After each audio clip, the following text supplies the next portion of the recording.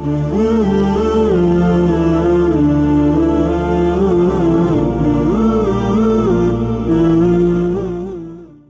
সম্প্রদায়ের জন্য মসজিদ একটি গুরুত্বপূর্ণ স্থান। বিশ্বের বিভিন্ন জায়গায় নানা নকশার, নানা সৌন্দর্যের মসজিদ গড়ে উঠেছে। কিছু কিছু মসজিদ এতটাই দৃষ্টিনন্দন করে গড়ে তোলা হয়েছে যেগুলো দেখতে সারা দুনিয়া থেকে শুধু মুসলিমরা নন, অনেক অমুসলিম পর্যটকও ভিড় করেন।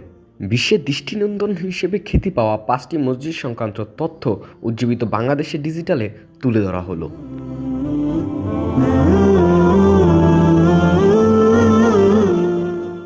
প্রথমে রয়েছে শেখ জায়েদ গ্র্যান্ড মসজিদ। সংযুক্ত আরব আমিরাতের আবুধাবিতে দৃষ্টিনন্দন এই মসজিদের অবস্থান। বিশ্বে হাতে গোনা সবচেয়ে বড় গালিচাটি এখানেই বিছানো আছে। 1200 জন কারিগর মিলে গালিচাটি তৈরি করেছিলেন।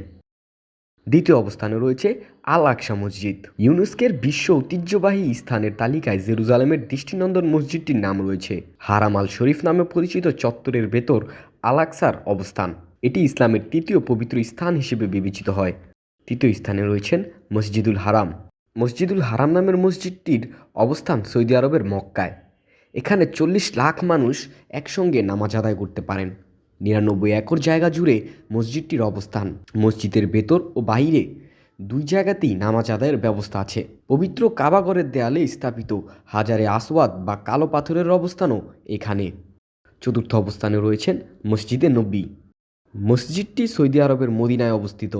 মহানবী সাল্লাল্লাহু আলাইহি সাল্লাম নিজে এই মসজিদ তৈরি করেছেন। এটি ইসলাম ধর্মের দ্বিতীয় পবিত্র স্থান হিসেবে বিবেচিত হয়। মহানবীর রওজা মোবারকও এখানে অবস্থিত। মসজিদে 10টি মিনার আছে। এর মধ্যে সবচেয়ে উঁচু মিনারটির উচ্চতা 105 মিটার বা 344 ফুট। 6 লাখ মানুষকে ধারণ করার ক্ষমতা আছে মসজিদটির। তবে পবিত্র হজের সময় এই ধারণ ক্ষমতা বাড়িয়ে 10 লাখ করা হয়। পঞ্চম অবস্থানে রয়েছে আয়া সোফিয়া। আয়া সোফিয়া নামের দৃষ্টিনন্দন এই মসজিদের অবস্থান তুরস্কের ইস্তানবুলে। 6ষ্ঠ শতাব্দীতে নির্মিত এই স্থাপনা শুরুতে মসজিদ ছিল না। ওসমানীয় সম্রাট ইস্তানবুল শহরের নিয়ন্ত্রণ নেওয়ার পর ভবনটিকে মসজিদ হিসেবে ঘোষণা করা হয়। ষোড়শ ও সপ্তদশ শতাব্দীতে ভবনটিতে মিহরাব, মিম্বার ও খুতবা দেওয়ার জায়গা তৈরি করা হয়। আয়া সোফিয়া মসজিদটি মোজাইক দিয়ে তৈরি করা। সেখানে আরবি ভাষায় পবিত্র কুরআনের আয়াত খোদাই করা আছে। রাজকীয় ধাঁচের পুরনো এই মসজিদটির একটি অংশ বর্তমানে জাদুঘরে পরিণত হয়েছে। মোহাম্মদ রাকিবুল হাসান, ডেস্ক রিপোর্ট, উজ্জীবিত বাংলাদেশ।